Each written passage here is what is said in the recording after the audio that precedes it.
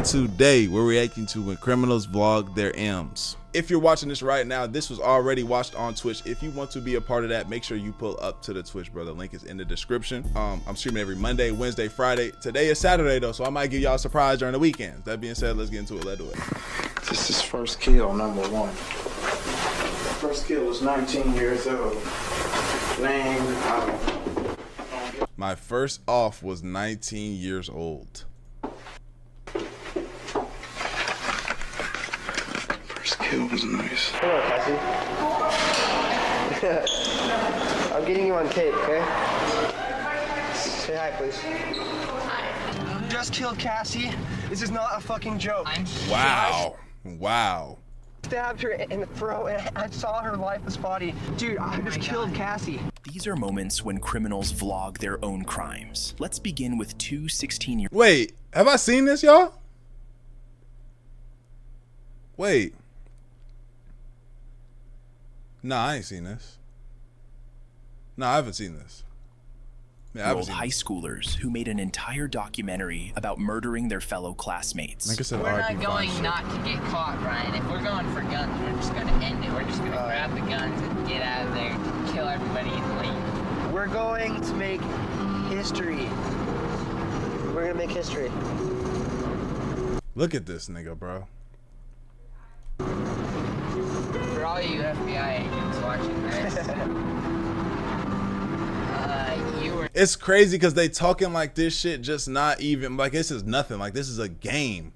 Like this is just regular shit. quick enough. We were quick enough and you weren't smart enough. On September 22nd, 2006, Brian Lee Draper and Tori. Good God. Some niggas are usual suspects. Some niggas just like you can see it in a nigga face. Look at these niggas, bro. Michael Adamczyk, friends who had bonded over shared interest in horror movies, especially the 1996 film Scream. Brian and Tori decided to copy the movie's plot by carrying out a real-life murder spree of their own, targeting their fellow female student Danny Dixon as the first victim. And we're going over to Danny Dixon's house. We're gonna go snoop around over there and try to see if she's home alone or not. And if she's home alone, splat! She did. Don't fear. People will die. Unfortunately for them, Dixon wasn't. I really can't get over how they talking about this shit. Like they just talking it. They just talking like, oh yeah, we about to go get on the game, or we're about to, yeah, can't wait till we get home because you know this is that and the third. Like this shit is crazy. Home alone, forcing them to abandon her as their first target and choose a more vulnerable target, someone they had easier access to. Dixon's house. It's clear out there in the pasture. We've already snooped around her house. And they listening to like Beethoven and shit. It's crazy. Discord link. She's not home, so we're gonna go to the church over there and we're gonna call a girl and a guy named Cassie and Matt. They're our friends, but we have to make sacrifices. So I feel tonight it is the night, and I feel really weird. You know, it's my stomach and stuff, and I feel like I want to kill somebody. She's our friend, but you know what? We all have to make sacrifices. Our first victim is going to be Cassie Stoddart and her friends. Turn your brights off, asshole. Well, we'll find out if she has friends over. She's going to be alone in a big, dark house out in the middle of nowhere. How perfect can you get? I mean, like, holy shit, dude. I'm horny just thinking about it. Hell yeah.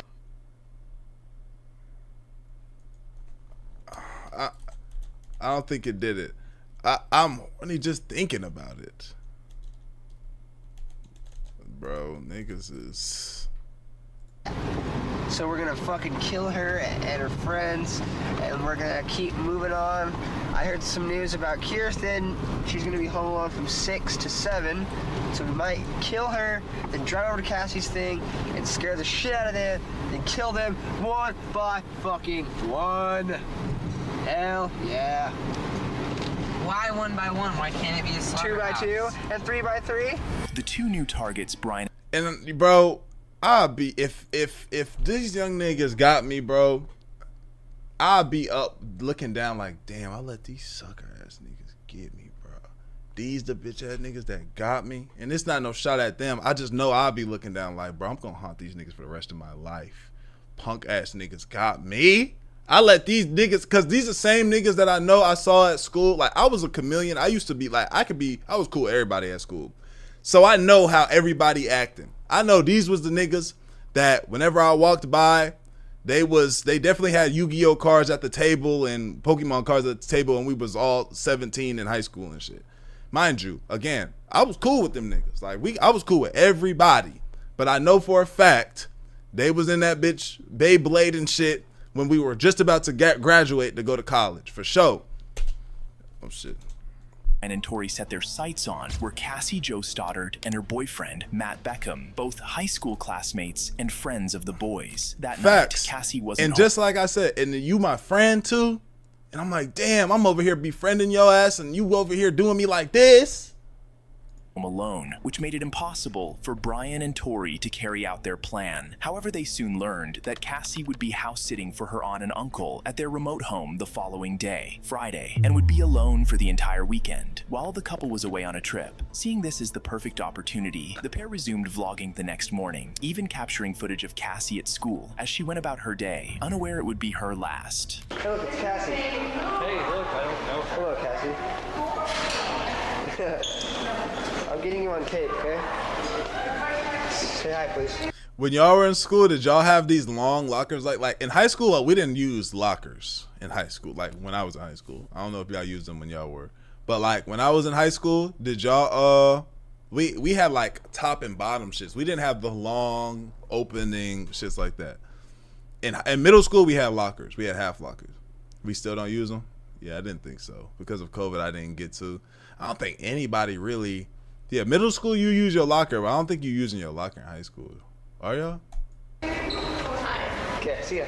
Like this the high school musical, movie like Disney Channel high school lockers. Like I used to want that. I thought I would open my locker and I would have all the shit and all that. I thought that was gonna be my reality. Wait. I had a top locker. He's supposed to be here at 7:30, and it's 8:19. He's an hour late. You don't even care, dude. Okay. See ya. Brian and Tori managed to trick their way into getting an invitation to watch a movie with Cassie and her boyfriend Matt at the house she was watching, which conveniently aligned with their evil plan. They accepted the offer, then went to the school library, where they further discussed and wrote down the details of how they intended to execute this plan. What we're supposed to happen tonight. So hopefully nothing will go wrong.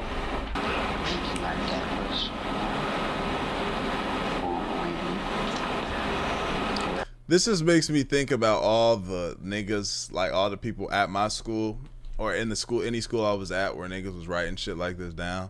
I knew there was a nigga named Connor Campbell that if there was gonna be anybody to turn the school up, it was gonna be Connor Campbell. And him and I did not have a good relationship at all. Connor did some weak shit to me one time. I forgot. No. Did he do some weak shit to me? No, you know what? Connor Campbell, we was in middle school.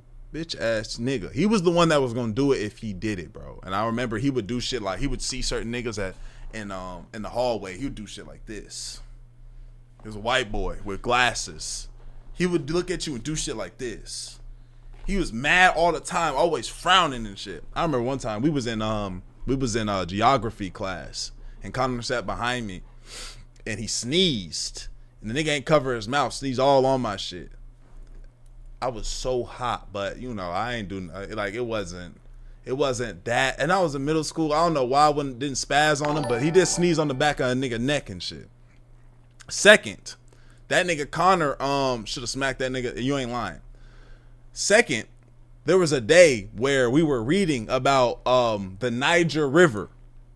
You already know what's coming. So, but we were doing the popcorn reading. Well, we reading about Africa and everybody. Yeah, woo, yeah, We reading. It get to the part. Somebody said, "Connor, you're next." That boy saw that shit and said, "Yeah, in the river." Everybody said, "Hey, the teacher, Connor." We all the black people just like, you know damn well. We'd all been reading Niger on this motherfucker. Get out of here, bitch ass nigga. It's a gnat in here. You know, everybody was just like, yeah, Connor. Yeah, awesome. You need to leave shit for sure. Huckleberry Finn. We read that shit too. She's watching us. He's still watching us. I'm sorry. I'm sorry, Cassie's family, but she had number one. We have to stick with the plan. And she's perfect, so she's gonna die.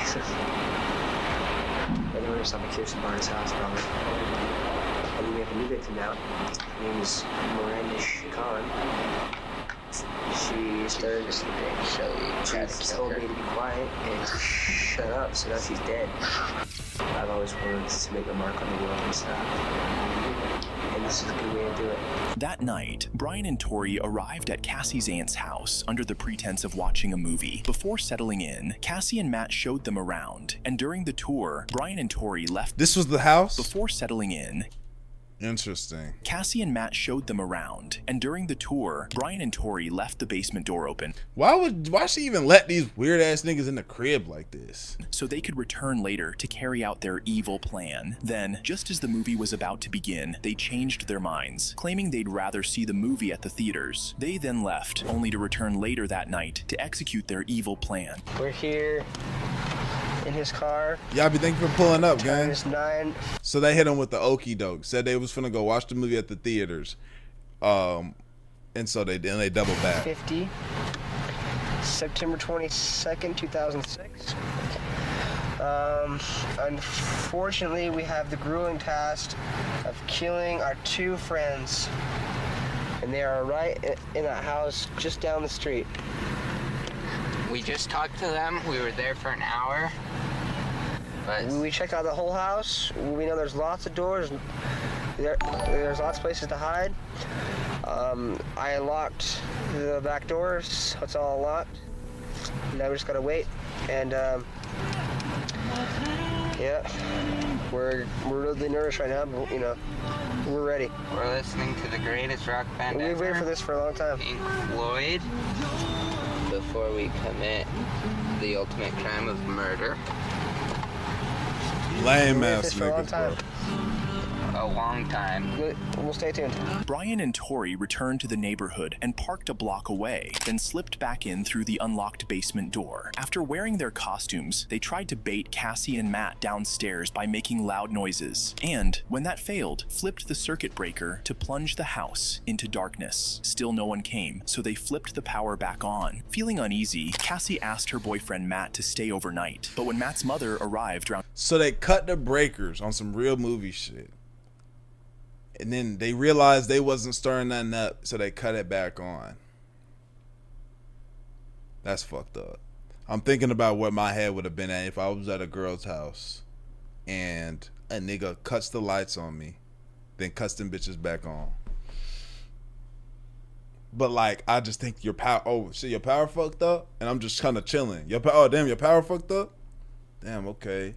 And then it cuts back on. I'm like, oh, word. Oh, shit. I guess we good then. And I'm sitting back around again. 10:30 p.m. to pick him up. She refused to let him stay and instead invited Cassie to come with them. Cassie declined, choosing to stay behind and fulfill her promise to care for the house and pets. Once Matt and his mother had left, Brian and Tori crept upstairs armed with 4 hunting knives they'd bought earlier and stabbed Hell Cassie nah. over 30 times, tragically ending her life. Just killed Cassie. We just left her house. This is not a fucking joke. I'm shaking. I stabbed her in the throat and I saw her lifeless body just disappear. Dude, I just killed Cassie. Oh, fuck. That felt like it wasn't even real. I mean, it went by so fast. Shut the fuck up. We gotta get our act straight. It's okay. These niggas are such fucking lames, bro. Shut up. We gotta get our act straight. This is how niggas have been moving. Hey, let's buy movie tickets now. Nah, yeah, that would have been a painful one if I was the nigga that left. Okay. As soon as they'd killed Cassie, Brian and Tori rushed to the movie theater to buy tickets, an attempt to manufacture an alibi. 2 days later, Cassie... You niggas thought y'all was gonna get away with that by going to the movies. To say, we was at the movies. what the movie time showing saying, oh, this is the times of the movies and shit. But it happened at this time. Where were y'all during this time? We get you were at the movies during that time.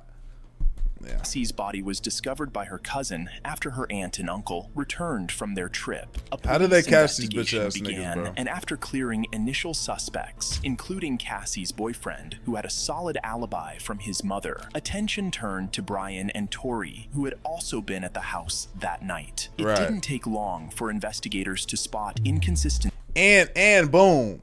Look, and he got his family there and shit. His family probably like, hell nah, man, hell nah. My son ain't do that shit. What happened? To spot inconsistencies in their stories. Although Brian had admitted on tape to slitting Cassie's throat. I stabbed her in the throat. Wow. Wow. This nigga really tried it. I thought it didn't go like this. I thought it was joking case, you know, like yeah, it's a joke. They're trying to, you know. What? Wait. I thought it didn't go like this. I thought it was joking case, you know, like yeah, it's a joke. They're trying to, you know. We were trying to scare her. He's trying to splash at her and she wasn't fake at all. And he said, we have to kill her. I can't believe I did this. And he said, we have to kill her. And so we stabbed me. Damn, and then he snitched on his mans. He was like, we have to kill her. And so he stabbed her and I looked away. Damn, so that's how you... I heard it go in. I heard the chest, like, I don't know, the chest. It was supposed to happen. It was supposed to be a joke.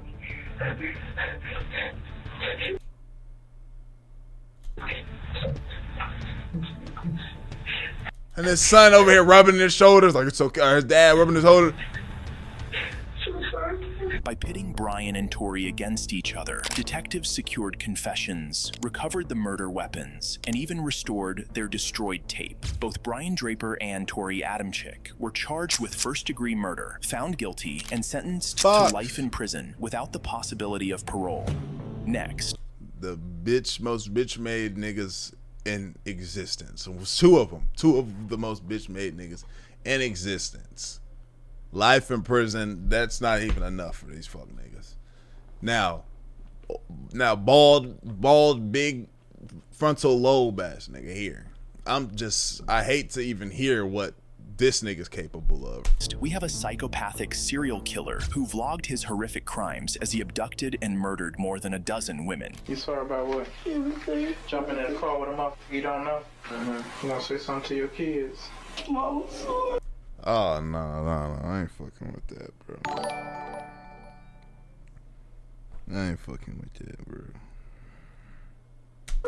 This is first kill, number one. First kill was 19 years old. Between May and October 2001, more than 4 women were reported missing and later found strangled to death along various roadways in the Ferguson area of St. Louis, Missouri. One disturbing detail connected all the victims. They were all sex workers. As the investigation continued, police realized the number of victims were as high as 12. This prompted a St. Louis news reporter to publish a story featuring one of the victims in the newspaper. Like many serial killers who crave public recognition, the killer, 37-year-old Maury Travis, a hotel waiter and convicted felon on probation, sent a letter to the reporter taking credit for the murders. He included a map with an X marking the location of another body in the letter. When authorities found a body exactly where he indicated, they launched a manhunt. They began tracing the source of the map he had used. Investigators subpoenaed the map service provider and obtained the IP address tied to Travis. Jesus Christ, they on that,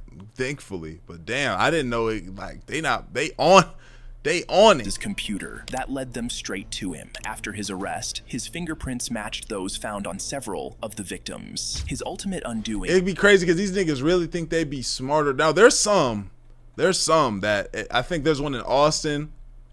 There's one in Austin that like still ain't been got. I don't know the story on that, but some of these niggas do be, you know, they got their little method, but these niggas really be thinking they smarter than like technology. Thing came when police discovered vlogged videos of him committing the brutal crimes, along with evidence in his torture room basement beneath his home. Nah. Say it clear. You want the master? It pleases me to serve. This is odd. You want the master? It pleases me to serve you. Stop what? You want the master? It pleases me to serve you. You Please. Yes, You sorry about what? everything. Jump in. I can't listen to your this. back smoking crack because you ain't going home long. I'm gonna keep you about a week. This is horrible. This is first kill number 1. First kill was 19 years old. Name. Yeah, they doing a lot with this. 17 women. The official count was 12. I'm not trying to hear niggas like, oh. Before he could stand trial for his They could have crimes, saved us Travis from that. did the unthinkable and offed himself. Next up, this Bitch ass nigga. Bitch ass nigga.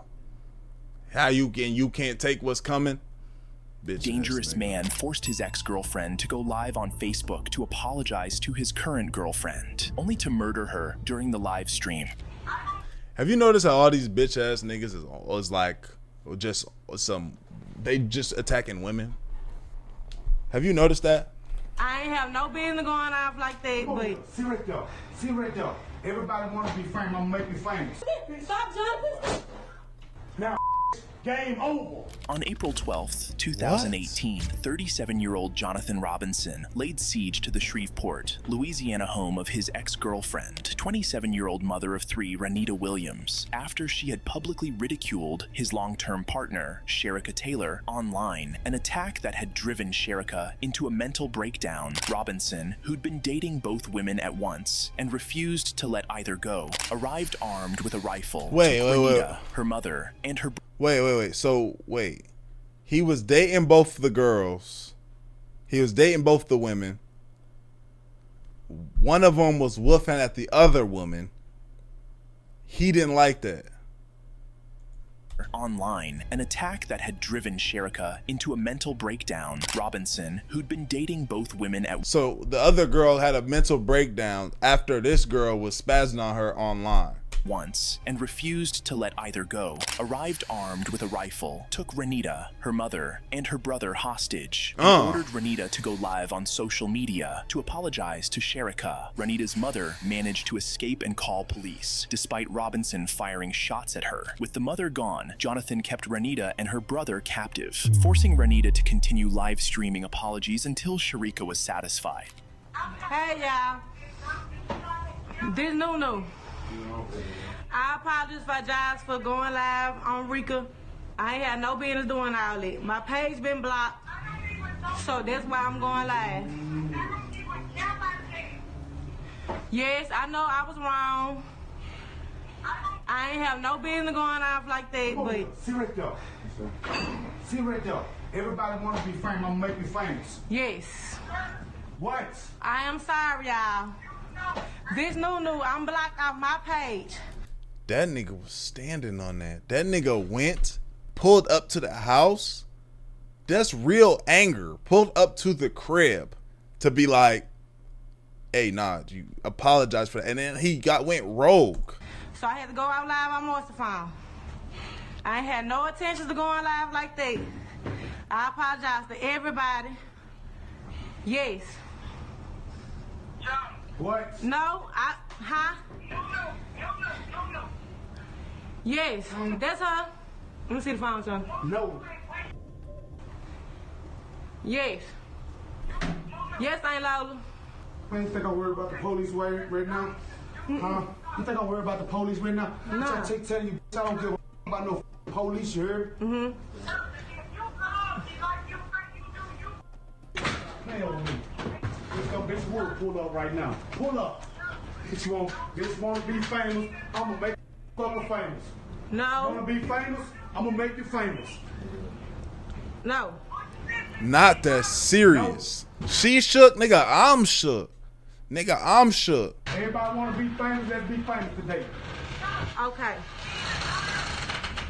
At this point, the shit's so crazy, you almost feel like it's better off just like, I'm about to attack this nigga. Not gonna lie. This shit's so crazy and like this nigga's going so rogue and it's this serious. It's almost like I think I just need to just go. Come on, we just get on him. Huh? I do. Yes. He's telling you I get on these bitches level. No. The situation then took a dangerous turn when police, alerted by Renita's mother, arrived at the scene, triggering an explosive and violent reaction from Jonathan. Right. No. Oh, he shoot at the low like that? Go. That was your moment. I know, look, I know it's scary, but that nigga shooting at the law might have been the moment right then to like, okay, I'm on it. I understand why she froze up. I understand why she froze up for sure. Like, this is terrifying. But I'm just, if I'm trying to think of a way out, I think that was the only time right there. Stop, Jonathan.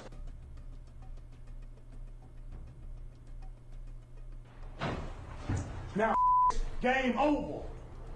Jonathan opened fire on the police outside, and when Renita began to scream, shot her more than 6 times, killing her as her brother managed to escape. Jonathan... Damn, everybody else escaped.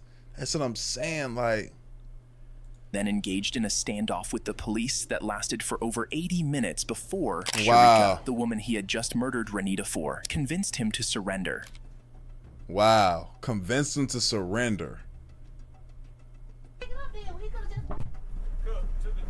Slam that nigga head on the top of the door before you get in there. And in a scene that would leave anyone shocked, officers then allowed Jonathan, who had just murdered a mother of 3, to share an intimate moment with Sharika, the woman he killed for, after she had arrived to the scene. That's y'all's words, right, Jonathan?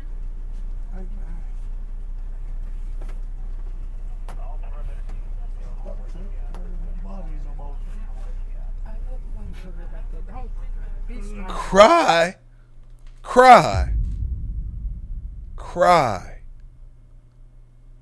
Right.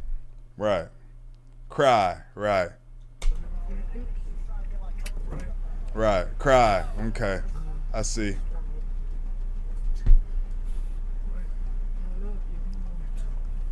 He did all of that.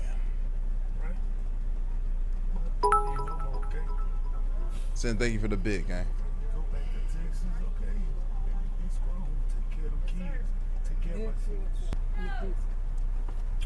Man, this shit ain't no fucking love story, nigga. Take this nigga to jail, bro. I'll be to see you today, okay? Jonathan was arrested and charged with second-degree murder, being a felon in possession of a firearm, and simple criminal damage to property. He ultimately took a plea deal, life without the possibility of parole. Okay, so I guess it was a death penalty? Avoid the death penalty. Oh, okay. Up next, this man vlogged his plans, actions, and escape as he executed his wife and daughter, and then set their house ablaze with them inside. I just feel like I'm getting knocked back every time financially. This nigga let financial struggles make him destroy his family and life. This nigga allowed financial struggles to do him. My wife is just gonna suck all the money out that I have. On April 22nd, 2012, King County Sheriff's deputies and the fire department rushed to the burning home of 41-year-old Peter Keller, his wife Lynette, also 41, and their 18-year-old daughter Kayleen in North Bend, Washington, after several neighbors reported the house was on fire. Firefighters quickly extinguished the flame. Yeah, he finna have some bad struggles for this one. This one, oh yeah, somebody waiting on him. Before significant damage occurred, but what they found inside was shocking. The bodies of Lynette and Kayleen, both shot to death in their beds. Peter was nowhere to be found, leading authorities to initially suspect he might have been a victim or abducted. That changed when investigators discovered tapes. And this don't even make sense. Facts. It's just that hard. Why are you even? Oh yeah, I'm gonna do it to my family. Bro, you that much of a hoe, bro. You just need to go out into the woods and handle yourself. Just disappear. Like niggas go all the dads that walked out and left Cause shit, I'm fucked up, man. I'm a deadbeat. I'm about to leave and just go drive away somewhere, never to be seen again.